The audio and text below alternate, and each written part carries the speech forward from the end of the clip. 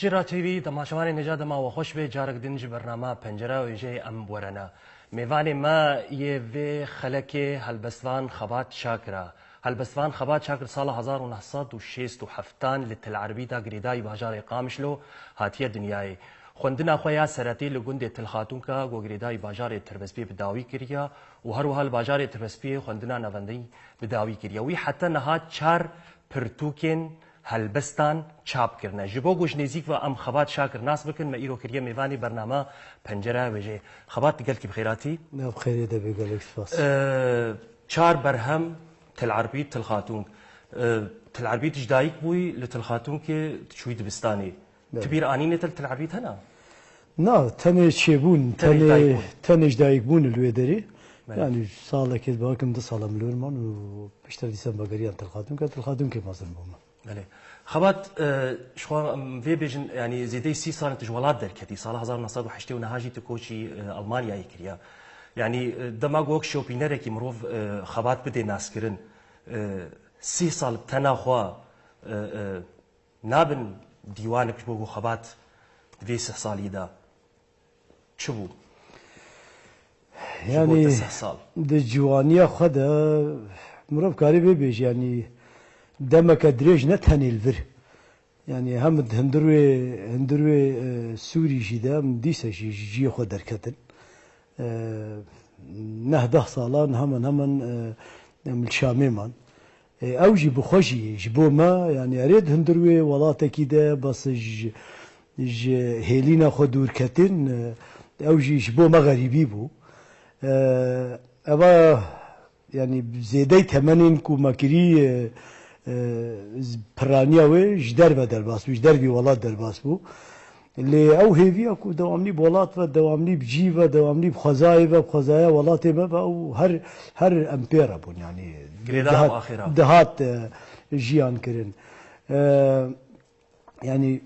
بيغومان هلبستن غريبيه برومان غريبيه نويسن غريبيه همن يعني مكارم بيجن بلكي از بجم نكيميين كو مروف دورده بيج برق او حسرات او جيان كرنا قو بتر دجي دمينه يعني دمينه هم د خيال تد هم د فكر تد كورد بن جبر ويش نبيساندن راز بجم باندورا كولو نيجاتيف ناكي دكاري زنگينتر بكي مروف دولات دبي دكاري خورتر بي مروف دولات دبي لي مروف دكاري بخيال خوهين خورتر بكي هين زنگينتر بكي سلنگا به لي اگر دل غريبي شبي كو او حزيكرن او هستن كو تبولات وغيري ددن بميني تنهي يعني باندور الواني كرني بو شوي دبيجم يعني اري راستا دمك دريجه 6 ساله 4 ساله جدر بي ولات لي از خود بينم كو از دوج ولات هاتما از خود بينم كو از قط جوالات دور نكتما يعني ول نتهن جيان كرنا دنابا ولات تل ولات دشي ديتنا من ده هنا دنابا ولات دنا الولاتن وهنا جدر بي ولات الولاتن يعني او حجي كرن او خدي كرنا ولات هندروي خدا بريت هر تمي الولات ب د اسوي خدا هر تمي الولات بريسي او جيان كرنا راستيه الجولا ديتنا من لي وكيدن تل كرد بي بلا بي دولات ده بيج دربي ولات ده بي تند هندوري خدا تبه له خدي بكوي او يا بيوستش بومن بله نها اجبوي جو امبيتر خبات شاكر ناس بك نها بيفاجوا 6 سالي جو دربي ولات لي برياوي او قناغا جو هات وخبات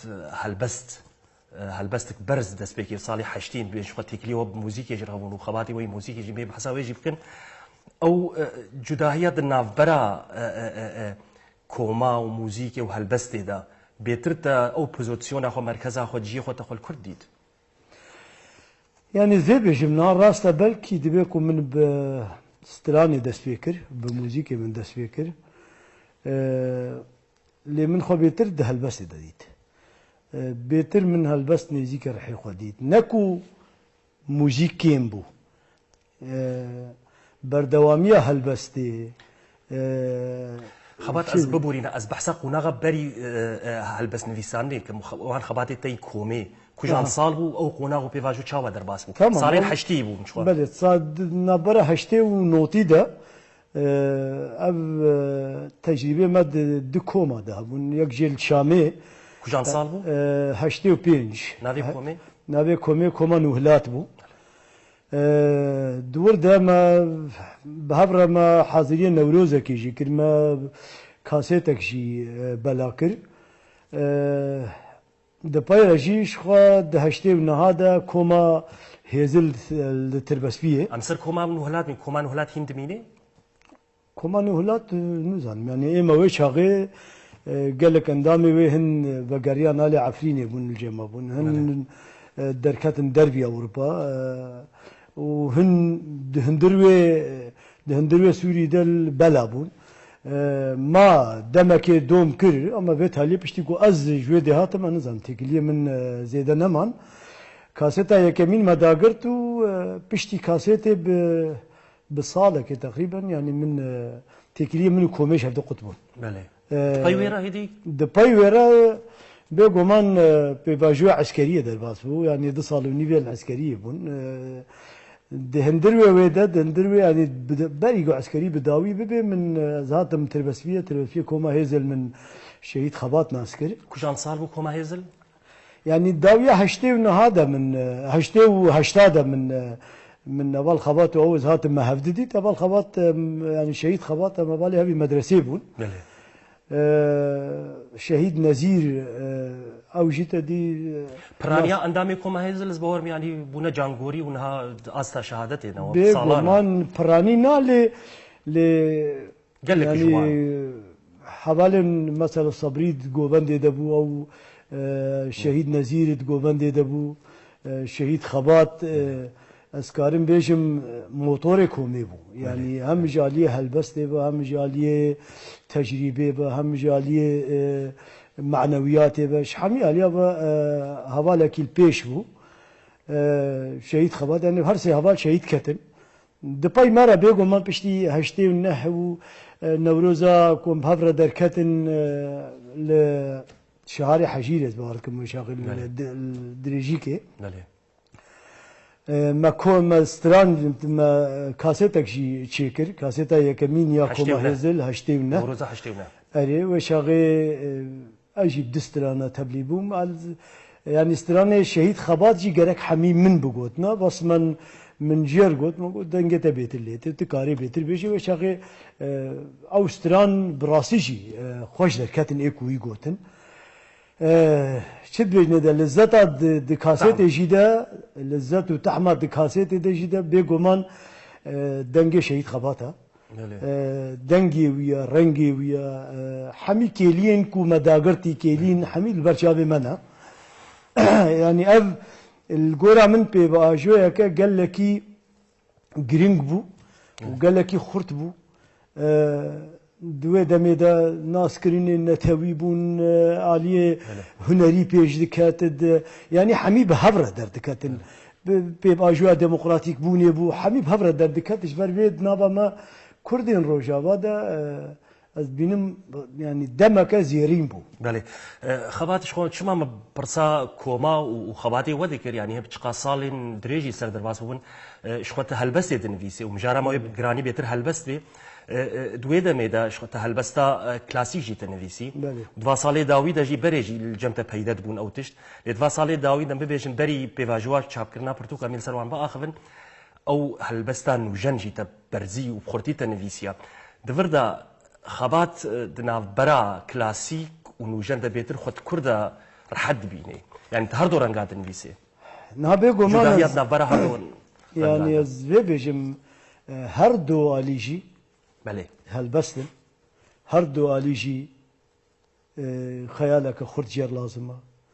فرهنگك زمان خورد جير لازمه آباکرنا وینین خورد جير لازمه يعني از یکی میکی نبینم لی از بتایبتی از خود نوجن ده بهتر دبینم نوجن ده بهتر دبینم لی من بکلاسیک دست بکر جبركو بستران يعني مش بونا استراني مش بوكو از بستراني خو بيجي من دست بيكر من كلاسيك دست بيكر و كلاسيك جي حطانها مينا تشد بيجي مينا حجي كرنا بيشي مينا كيليكا بيشي اجي حزدكم وز بيدن فيسم جي از هول ددمكو وي الي بيشغه نكم او الي هر تمي د پیشیه در مینه هر تمی ل خورد جی بمینه بلد و بیرو بهوریه دمکو هلبستا بکیشا گلکی پیوستا و گلکی جی دوی دمی جی دا و دمی پیجی دا و دمی چوی جی دا کاری بو رولا خو بلیزه جبر بی اگر از بیشم از خود کیشا سازیه دا بهتر دبینم يعني بلكي نتجي خده بلي هلبستا آزاد از بيتر دكارم خوتي دفاع بكم بري دماغو مروش خو بيوانا هلبستي البرچاوا رايخي دنافبرا كلاسيك ونوجن دناف هلبستي خبات شاكر دا او رنگ کی تایبت درکوي لی بهتر تشتا هری پیش کو خود هلبستي ته وک خوندوان کی شوپینر کی هلبستي ته از دبینم ولو بهتر غازن هيا و چاغي دي پخشان دي افراندن نابرا كلاسيك اويدا اف پخشان چماروش کی جم خبات ولو نبويا وك ستونه کی ناف بيلين ويدا يعني ناف برهمين ويدا نابرا تو پخشان جي تكلي هيا من نبيسينا يعني زبي بيجمات تجربه البستا بخشاني البستا بخشانه من نبيسينا بس يعني بخشان بقشتي مشوار نكر يا ارمانج كوز بويشي ويز من بيسم يعني زبي بيجم هالغازن لومن جياني جيانا كردواري بقشتي جيانا ما يا كوشبري جي سرپی هاتین کو سروی ملتی داتین به فرمان کو سروی ملتی دهاتین نحقی زور دستی حمی اگر تبین سر جمع دسری هر کرد کی ده اف گازن و هبن و اف ایش و هبن و اف شیوه کو مروف خبین زمان و هبه یعنی حتی دستران ده جید مروف تینه ده هلبست جید مروف دکانیت بینه در یعنی او شد بینه ده طایکی غمگین دستران کرده ده کی جانی بکولیت تدبی خبات دوات سالی داوی در رجاء هلبستان قل کیسی دوی الروج آوای ولیت الباکوری کردستانی الباشور شتي اف وك يعني دي نبويا بيجم يعني اريشاك نورمال يعني افريجات بيجن حرج السيا يك هلبستوانا قالوا روشاك كردا والقاسي كان باخو برانيوان ببل هلبستوان يعني جيانا كردا حمي هلبستا بله حر كردا كي بسري خوا جيانا وي سربيهاتين وي هيفين وي مرو دكاري ده هلبسته ده ببيني جبر بيجي از بيجم يعني ايشا كردا تيري دكي كو هلبستان زياده بالله كيت كاري بي هلبستان كيني كاري بي هلبستان انجخ خوندوان كاربن انجخ يعني چد بيجنه ده او عالي اكاديميك يكو هلبسته ده نرخين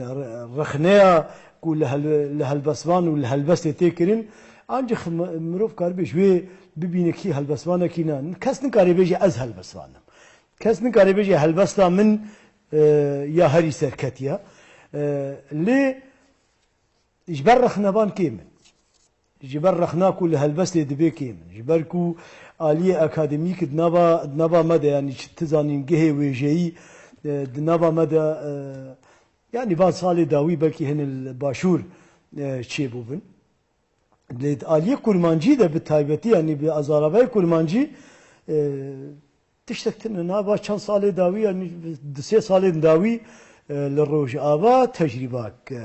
پیش دکبید روج آبا ده هنک دباکو اجبونا کرمانجی بستونک اگر هین پیش کبی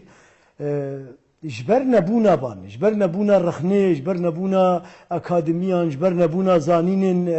زانینن ای وجهید دپرانیا الجم پرانیا هلبسوانین ما بر بیشی ده yani dem tgare beşinga ki mokhla ki sarada ki tiştaki çeki yani ve çağı ve dem ve derixi helbasta hari peşketi helbasta hari kujbo helbast jbo helbast jbo rawşi jbo demi jbo şoraşi jbo hami aliyaji ancak او dikar beşekti der yani. خبات ما بحثم خبات موزیکی کر yani دوی چاقی دا تکلی ناو موزیکی و هلبس نویساندی دا تکلی کبو يعني او فرانكانسا كابو خباتو هلبس راس يفهات ناوا خبات الموزيكي دا بيجو من يعني ها يعني از بخاد دحمي خبات خدا بله خبات خوي يعني ايه چاندي جدا ايه ويجي جدا ده هنري جدا دحمي خبات خدا من دخص خدمتك يبكم لي رحك يقولوا كو مبرب هنري ده دكشاندن يعني ده آلية شد أم النج هنري ندور بون وقت مالبات جي مشي ندور بون وقت جباكا كو أسلي ده مظن بويم جي هنري ندور بون جي حسكرنا هالبستي ندور بون جي بربيجي ام دبينن يعني دبينم كو تيكلي هرتمي بي تيكلية نكاري بيجي بي نه هنرمندك دكاري وقتی خواستن بسر کبی نجی هلبسوانک دکاری بسر کبی اگر او تیکلی نبی لبا من از وی بیجم گاوا من دست بکر من همیش بونا خدمتا نتوی اگر سترام بی اگر هلبست بی اگر موزیک بی اگر شانو بی ده همی آلیا دم متخصص از خدمتا که دواره کو از کارم بکم دواره کو از کارم دور ده هنه کی اکتیف بم خدمتا چانده بکم خدمتا هنرا کردی بکم بگمان آلیه می بندستی هبو آلیه می بشارتی هبو آلیه کوت حمی گاب خواب حساب بابجی هبو آلیه کوت دکاره دکیلیه که دت جبو چند سالات دنوا دیواره دوری سکناندن هبو اب حمید گرد بر چاواره تبگری و هم جوش يعني تبيشخي زوري وزحمتي فربو خيال شقاسي كاري باندور هلبس خبات شاكر دا باندور بك يعني كسايتا خبات بك بن خيال كي هلبس نويساندني دا يعني شخوب مروب نكاري هلبستك بي خيال بي يعني حتى بي بفكريش هلبستك بي خيال تنة هلبست بخوا جي خيالاتي يعني ازبيبيجم اگر مرو بيجي خيال هلبست بخوا خياله راسته ل هلبست من ده بنجه راستي كوتي ده يعني مثلا بيجن شهيدك دقرندست ام روشه كتايبت دقرندست مثلا روشه شنغالي روشه قرعزير وسيبا شيخ خضر روشه دعاي روشن باكوري كردستاني خراكرين روشن مي روجابا شورشا روجابا شورشن دن أبينا كود نابا ملاتي مدى أفحمي بنجها يا بس بيب بنجهي يعني مينا تشتكي رش لبرته خامة تشاوى قريبة بخيال تير بكي تشاوى قريبة آلية زمان ده تير بكي آلية فرهنگا زمان ده اگر اب هم خيال هم فرهنگا زمان هم او ماده يعني او بابتا كو تلسر دنبيسي حمي هفده تمام نكن تنكاري بيجي هلبستا كسر كفتي درد كفي جبر بي خيال بنجهي هلبستيا يعني خيال تكاري باندورا خل هلبستي بيساني بكي بيجو مان ليه خيال باندورا كمازنجي كاري لي بله ايش برقص از هلبستي تس فرانيز دخوينم يعني هلبستي انت دما جو يعني غازن وخيال خبات تشار برهمين ديوانين هلبسة تشاب كرنا خۆز باوەڕم خەباتێن تەی دژی هەنەن گۆتارە دنویسێ ji bilî ve her çar dîwanên te tişkî tey din berê çapkirî yan ber çapê hebû beryawan ez behs dikim. Niha berî derwêşim di parêzgeha vîna te de berî ve her çara gelek helbest û li projeyeke min ya ku ez wans helbestên xwe ez çap bikim hebû. Ji ber warên me teknîkî ku em zêde ji teknîkê me fêm nedikir û zêde parastina aliyê teknîkî nebûn. Helbest bûn ew jî? Helbest bûn, bêguman helbest bûn. Ev hemî di kompîterê de hûn dabûn. Kompîter xera bû, yanî dikarê bêje dîwanek bû. Hemen hemen nêzîkê heştê helbestî bû. Berhemek baş bû. Yani min gelekî min nêzîkê şeş heft meha jî ew kompîter li ba xwe hişk û dikaribin vegerîn û çê nebû. Ew çû wakî din tecrîba min ya çîrok nivîsan çîrokên Kurd çend çîrokên Kurd jî min nivîsî min ciyê wê de devjê berda ji ber ku min temam nekir yani çar pênc çîrok kulo min nivîsîn wakî din nebûn dawiyê de av hat. Derwêşim di parazgeha evîna te de kujan sal bû û kujan weşanxane bû hat çapkirin? 2007 terê di weşanxane xanî de. Weşane xanî de. Yani ji weşanê xanî. Weşanên xanî. Alîkariya Mamosta Elî Cefer. Belê. Spasiya wî jî dikim wê çaxê helbesta xwe dîwana xwe yekemîn ya berhevoka xwe yekemîn min wê de çap kir. Belê. Derwêşim parazgeha evîna te navkî balkêşe bi rastî dema ku mirov ji xwe navê dîwanê dixwînê yanî nav jî dikarê bibe bandorek. Bêguman. Ya di duwa jî dergûşa evînê. Kujan sal bû? Dergûşa evînê 2010 hat çapkirin li weşanxaneya Han. Weşanxane Li Berlînê. Ya berî wê jî li Münîster, nêzîkî Münîster bû. Almanya yani her dol Almanya. Wê çaxê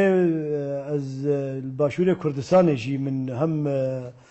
wêneyekî ji xwezaya Başûrê Kurdistanê care yekemîn bû ku ez wî alî de dişim min ew jî avê baş yanî ew berhemek bû ew jî.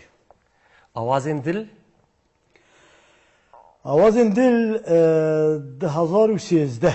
ew jî li weşanxaneya Han ya Berlînê bû. Berê min li Bakurê Kurdistanê bû kongreg pena Kurd hebû min dixwest zû xelas bê. Gava ku yani hemen çendik jê me bixwar birin wê de jî. Yani bîranînê wê jî baş bûn. Yani ew care yekemîn ku di jiyana xwe de ez di roje di Bakurê Kurdistanê dibînim û li paytexta Bakurê Kurdistanê min bixwar bir bû wê jî min acele kir ku zû derkeve. Ya herî dawî keştiya azara ji xwe ne ya herî dawî hatî çapkirin me bestamijê keştiya azara ne ew li ku derê û kujan salî hatî çapkirin? Ew 2017 li weşanxane Ar li Stenbolê. Yani ew jî min hewl da berê xwe bidin Bakurê Kurdistanê wan çapxaneyên ku li wir tên çapkirin hem ji alê kwalîtê tê ve hem ji alê madî jî ve alîkarî ji bo me hebû ku erzantir ji vê dê bûn. Ji ber vê jî hem hevalê Ar jî bi rastî jî alîkarî kirin yani wan jî spasdariya wan jî dikim ya Zeynal weşanxane Han Elî Cefer yani hemiya jî ji bo keda wan ji bo xebatên wan ji bo çapxaneyên wan spasiya wan dikim hêvîdarim her li pêş bin. Xebat em ê divê qunaxa çapkirina pirtûka de bimînin yani gelek helbestvanê me ji çapkirinê gazincin yani ev çapxanên me jî dikarin wilo wek dergehekî yan derfetina hinek derfetina ava bikin ta ku karibin ev nivîskar bigiştî ne tenê helbestvan karibin berhemê xwe çap bikin. Ev dît bûye di nav Kurda de yani ciyê nîqaşê gelek يعني وی چاره وی هەلبەستخوان بخۆ نکارن وەک سازی خۆ ئاوا بکن یان دەستگەه خۆ ئاوا بکن تاکو کاربن پرتوکی خۆ بەڕەحەتی بێگوش ئالیین فینانسی و پەران بە بێشن بێگومان وی امکان هەبێ ینی امکانێ و چاپخانە شخصێکی کاری بکێ و دەستگەهێن وێژەیی دکارن بکەن و کەسێکش بۆ منفعەتێکی کاری بێ ینی وەکە ئالیە بازرگانی بکە و کاری بێ ژێ استیفادەژی بکێ وێ هەبن نهار ڕەوشە کوردی هەنێکی پێشێت بێ ئاستان ینی خوێندەوانێ کوردی هەنێکی کێ من ئەvê شتی ئەv پەروەەرداگ و خۆدەوان زیدا هەلبەستیان ناخوێنن ڕەوشا وڵاتە ji bin destiya Kurdatê ji rewşa Kurdaya ku tê de tê ji çi dibêjin yanî ew aliyê dijminê ku dewamlî dixwaze Kurdî biçûk bike Kurdî zeîf bike Kurdî bihêle zimanekî piştguhkirî di wî rexî de bandorê dike lê bêguman yê ku rik bi vê re kişandin û gotin na Kurdî zimana û Kurdî zimanekî xurt e û Kurdî zimanê wêjê ye û wê bi wêjê were û kirin têra xwe helbestvan jî hene wêjevanên me giranbuha jî ku di demên giran de dinivîsîn û heta niha jî dinivîsin ev li gora dîtina min çi qasî ferhenga te di zimanên ji dervî Kurdî de fereh bê ku tu berê xwe nedê Kurdî tu zimanê dayîka xwe zimanê milletê xwe zimanê ciyê ku tu tê de çêbûyî zimanê hêviyên xwe tu pêş nêxê û tu giringiyê nedîye heta xwendevanê wê jî nebin heta ku giringiyeke wilo mezin jî pê re nebê heta ku tu karî bê ji yanî heqê berhemên xwe ji berîka xwe jî bidê ku tu karî bê li çi dibêjne li pirtûkxaneya Kurdî pirtûkekê zêde bike ev bi serê xwe cesaretek jê lazim e bi serê xwe xebatek jê lazim e bi serê xwe wêrekî jê lazim e yê ku heta niha vî warî dekirîn bêguman nekê min hijmareke baş heye lê milletê me pêwîst e millet zêdetir berê xwe bidê zimanê xwe yanî zimanê xwe biçûk nebînin zimanê me jî di aliyê zengînbûnê di aliyê xurtbûnê de nekêmî zimanê didin yanî ewa Almanya dem dibînin zimanê Kurdî eger tu bînê biha bi aliyê gramatîkê ve ji aliyê zengînbûnê ve zimanê Kurdî nekêmî ye Almanya nekêmî Erebiya nekêmî Tirkiye ji ber vê jî û nekêmî Farisiye jî ji ber vê em eger xwe biçûk bibînin wê çaxê ji derve jî tê biçûk bibînin em giringiyê nedin zimanê xwe ji derve jî giringiyê nadin zimanê me pêwîst e ku Kurd bêtir دوی عالیه ده عالیه زمان ده عالیه زمان ده بهتر گرینگیه بدنه ده مخابن یکو به بهوریه چه دکن یکو مبستن سیاسی ده بند مبستن برجواندیه ده بند بگمان وی هبن ایروجی وی هبن دهجی هبون صبیجی وی هبن لی حسکرین بی زمانی بله ev gerek vê bidin pêşî me dît mesela Rojava berçava ya zimanê Kurdî bu zimanê xwendinê yanî nîvê miletê me hember derketir ku ne wexta ya kengî ne wexta wext derbas kiriye ava sedê sala wext derbas kiriye ku zimanê miletekî nebe zimanê xwendinê yanî çawa ne wexta keng çawa ne wextê zimana ku tu bixwînî her dimî wexta خبات اندامي پنا كرد ياغو همان دميد پنا انداما پنا نفنتويه و اندامي هفغرتنا روشنبير روجاواي كردستاني جي اف خالي قلت يكو يك دو هفريز ذكرن بيتر مروف يعني جهبر برسياري شكيت ياخذ يعني روشنبيري نگرك بخو بين وفا مساله خو مثلا زمان پروردن و چيروكين چاپ کرني بخو چاره سر بكن يعني اف سازي قلت تيدا اندام جارنا اف نقاش كفيرنگي هاتيه حوله بگو من هرتمی نقاشین چاپ کردن وی آسوی وین چاره سریه چاپ خبر یعنی گرک زی بیشم تل کیجان روشنبیرین ما هنرمندین ما تل کی روشا کیجان یه بنا رجیا ایدن اشیتره بله آلیه مادی دست بیشم بله بله جبر وی آلیه روشنبیری ده کو او بخواب ورن یکی وکن و بإمکان خوا و بإمکان مادیز بیشم از نصر إمكان دن بيجم ذاتا دنش خود بي يعني زي بيجم أجر ردا تبي أجر حاضرين ويبن أجر حمي آليين كو برتوك حتى آماده دبي دشي برشافي بيجو من إيجود آلية زمان دخورت إيجود آلية ويجي دخورت أوي آماده بكن وحاضر بكن نيجر سازية يعني شيوكار ويدن حبيب هبرت خبتن اف جوانتی خواستن لی آلین فینانسی آلین کو کاربن چپخانه کاربن بلا بکن آلیه بلا کرینه اف الگورا دیدنا من روشنبیر و بسری خونی کاربن بکن اف دزگاه جر لازمن دزگاهن خرد جر لازمن کو کاربن هم تکیلی هبن هم جی کاربن آلی بلا کرینه دا کاربن زوخه بگهینن وهنا كي جوان جرا فيدته هبه وان كسكو چاپ كرينجي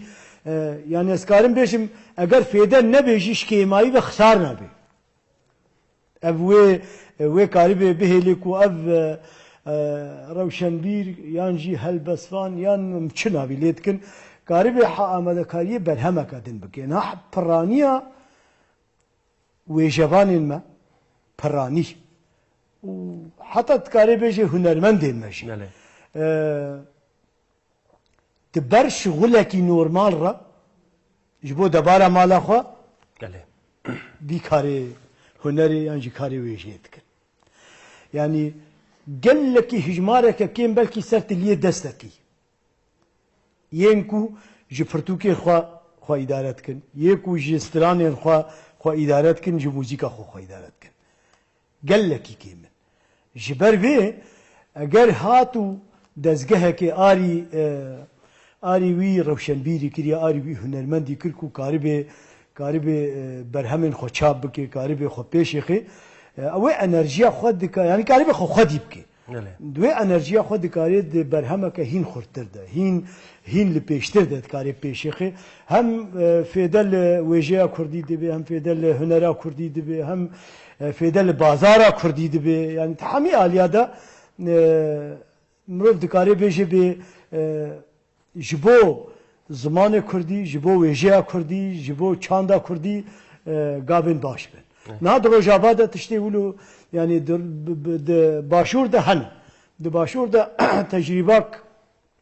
تجربه جبو سورانی لپیشا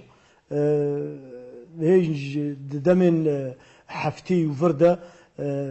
سازين شاكرين يعني درفت شيبون لدوار سوراني دما يعني دوار زاراباي سوراني دما دوار كرمانجي ده هر شقاسي باشور ده دهوك زاخو منطقي جو كرمانجي لي برانيا دور ده قريبنا رولك بليزن لي مخابن او رول وك هات خستن جبو پیش خستنا زارابای کرمانجی نبو در روجاباد انها هنا قابن باشتين نابتين چه بینه دا زمین که روجابایا ویجی باکوری کردستان جی گلک میناکی بیرنگی گو هبون لنها روشا گو نها باکور تبعیل ترکیه وقت بيد نخشيه ده لتجربين فيرانجي هم الباكوري انا بيقوم يعني او دمن يعني قال لك دمن زيرين كو قال لك شبخانه حتى نهاجي كو صالانتين باهبي يعني دورده اگر روش آبان نها هناك تجربه قرت بيجي علي وشانخانه وشانه با بيقوم باندورا باكور اللي هبي يعني باندورا باكور وخبات كل باكور هاتي كرين وهيزا كل باكر هاتي جم هبي بتایبەتی چند سالن داوی کو دوی چند سالن چارەسەریە دەکو هەنێکی چت بێژنێ دا بەکرینێکیش بۆ دەموقراسیە چێ بوو کوردا گابن باش دویالی دابێتن لێ ئەوێ ذهنیەت و چت بێژنێ ذهنیەتە داگرکەر لە با حکوومەتên ترکیە نەشکو زێدە ئەv aliyê hevnaskirînê aliyê پیمان قال قابل باشی آبیت من هاتن علی پنیجی بلودی هاتن مثلا کنگره پنی 2013 دیار بکر بله تید آماده بود استید آماده بود شاغل ودی دهات نویسکارن خورته و اسماعیل بشکجی و غیری وان یعنی غیری وان جی هاتن قابك باش بو هم بلدية آمده يعني كدك باش خباتك باش حميد كتل خزمتا كردي كتل خزمتا چاندا كردي جبر بي يعني اگر كرد جروسكا كهيبية دو كرد ببينن جروسكا ك دو كرد ببين هم اندست خوابج نده بكارتينن و ده جبو زمان خوش بو يجي خوش بو خبات خو بپیش دخن باكر جهه سپاسيه كو كدا كو دكي وحتى ايروجي دكي يعني بنقاش بدلي مروف دكاري بيجي كدا كم مازنج بو زاراباي كرمانجي د باكر ده هات كرين وهيتي كرين وبردوام دكي لما بستا من روش آباد روشك جدا كو دواري اكاديميك ده وجوان دكارن خو بيشيخن يعني زانينگار روجابا بشي ويجي يعني هيفيا كاج بو حمي جواني كرد بو هيفيا كو هر كسكي كو هر جوي كانيه بجوي كانيه بخوي اف جهه هيفيا وكيدن چاپخانين كو نهال ويدتين كرن الويدتين بكرن يعني شد بجنا معرض كتابه يكون نهال ويدتين تين فكرين كو هدي اري بيشنگه هدي كو نهال ور بپیش دكبن افحمي جهه بينا اليدن اصلا روشنبيري صاجر روشنبيري اداره ذاتي يعني خصوصيه ديمقراطيك كو هبقرتنا روشنبيرين روجابا يكيتيا نويسكارين روجابانا بحمي تيري دكنكو يعني هين قابن مصدر پیش کبن هين قابن خورتر دروج آباده دواري اكاديميك ده بگشتی اف سازین گو بحث کرین دکارن بن یک سیوانی دا رخصتن خو آوا بکن يعني و گلک ناف گوتن دکارن يعني بن سیوان كده كارو خباتي خو بکن تاگو کاربن و پیوار رسن وين گوتنا رسن وين هلبست روماني بحم بشي خوي و جوانيه بن یک سیوانی دا بيگومان نا سیوانا اساسي وجيا كرديه كردي بله يعني حمش بوي كردي حميج بونا كردي دكن حميج بونا پیش خستنا وجيا كردي بو پیش خستنا زمان كردي دكن ليت بكينك جارنا منفعه شخصي بسر منفعه نتوي دكبن البيشا منفعته نتوي دبن آستانك قال لك هولدانين هبقرتنا روشنبيري روجابا شيبو حتى كوش جي أوروباي ناباندا خبر قامشلو أبدو كونغرا القامشلو شي دقي سروكي و ريبابريا و هولدا بحمي روشنبيري بحمي صازين ويدرا كو دبن سيوانا كده ورنجا بيقو ما نسكنيا اب سيوا يعني اب هولدان سيواني اب هولدان كو اب هيزي حمي بكنيك ورنجام هبه كو خدمتا وجه كردي بكن حتى كو ورنجام هبه مرود كاري خدمتا سياستا كردي جي بكن نتني خبات ام هدي برب داوود چن بيقو من كارو خباتي انت وتجربته وازمونته دواري في ساندن وبرهم دايره ده بدها برنامج هيريناك اللي ام هدي برب داوود چن خبا يعني تشكي يقولوا خبات منها نيزيك برشاب كرني هيا اري ديوانك من لبر تشابيا يعني امي كانجي بدستخن يعني كانجي مزيين يبدما يعني از بي هر تشت قضيه حمي قضيه حاضره فكاريوك مزيين بس بدم تشابخاناك يعني ايه من بيغومان حمي تشابخانين كو بري نهام الجمون تشاب كرين جهه ريزينا بله و هبالي قال لك هيجانا قدرك جرانجي از دموان هيفيا من اوا يعني هيفيا من اوا از هرم روج ابا وبرتوكا خروج ابا تشابك يعني برتوكا وين روج ابا بيتشاب كرن از هيفيا از بيجم هيفيا اگر از كاربم نتني بي از هرم وان يعني باش ديومين ايفا هر چار ديوان اوجي هلبست خبات اوجي هلبستا وكيدن قوتارن كو حتى نها من نفيسين او قوتار جي دبن نابا كيدا دبن نابا هستن بينوسي دا هستن بينوسي هستن بينوسي متخصص ازواجي للروجافا تشابكم بيقو من ديوانجي نابي هستن آخي هست بكريداينا اري حميد هست بكريداينا او هيا وكيدن بيقو من البردسي منجي بروجيا ديوانا كدن هيا من دس بكريا وما هنا قابجي ناف دابتنا اللي او بداوينا بويا او يعني دو خلاص بوين البرد شابين يعني دو سكار من ها شابكم يك قوتارن يك جي يعني دفي بهاري هاي بستا والله زبيه بيما يعني از قاربم صبح دري خمس آماده بس اتخوازم الروجافا دري خم بهيفياغو امج برهم وخباتن وبيبار نمين الخبات شاكر قوتنك تري داويش بوي تماشا مالي ماش بوي برنامج پنجره ويجي پنجره ويجي براستي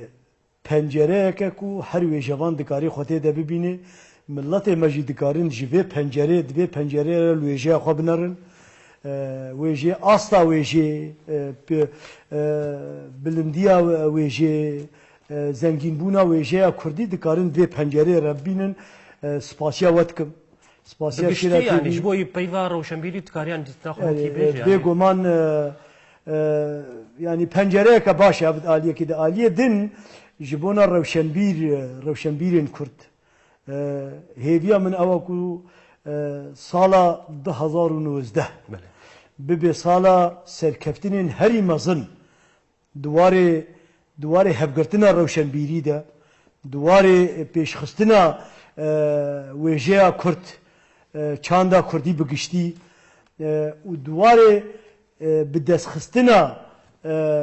نرخن هین گران بهاتر سرکفتنین هین مزنتر و گهاندنا هیوین هری داویش بونا کردا کو امکاربن آرامیه که ده بجین ام و اف خطرین کل سر ملت ما به گمان 2019 هذا بالتایبتی جبونا روجافا به سالن سرکفتین مزن سالن پیشکتین سالن آرامیه جبونا روجافا و جبونا حمی کردستانی و جبو حمی خباتکارن چرا تیویجی ای پنجره و جی اسپاسیا واندکم و یا تجی بالتایبتی قالك سباس هالبسفاني كرت خبات شاكر بو ايرو تبوي ميماني برنامج پنجره ويجي پر سباس بله سباس بوي وجي تماشماني هجا حتى ميوان كي ده وبرنامج كاتب بينا وخير وخشيه ده بخاطري وا